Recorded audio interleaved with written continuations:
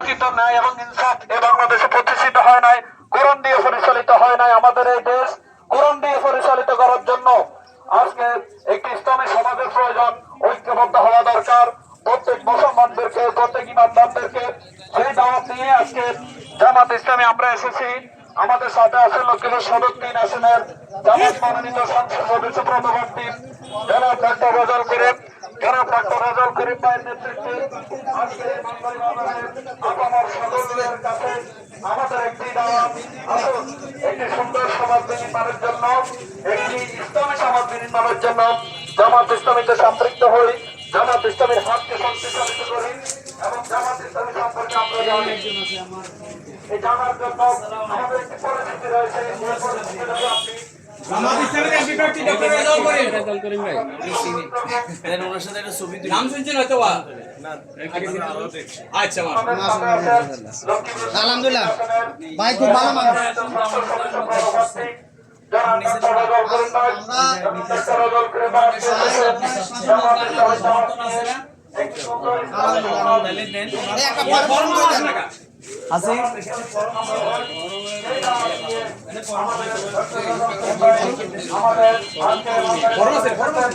আমরা সকল মানুষকে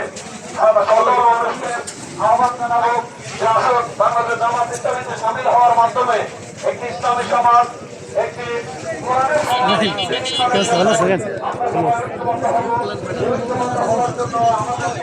জামাত ইসলামী আজকে আহ্বান করছে আমাদের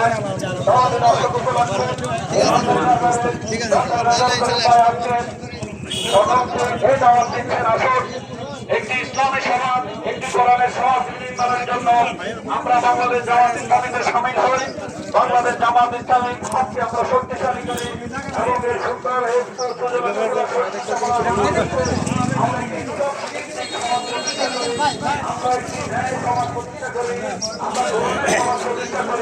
আর এই ন্যায় এবং কোরআনের সমাজ প্রতিষ্ঠা করার জন্য জামাত ইসলামের বিকল্প নেই।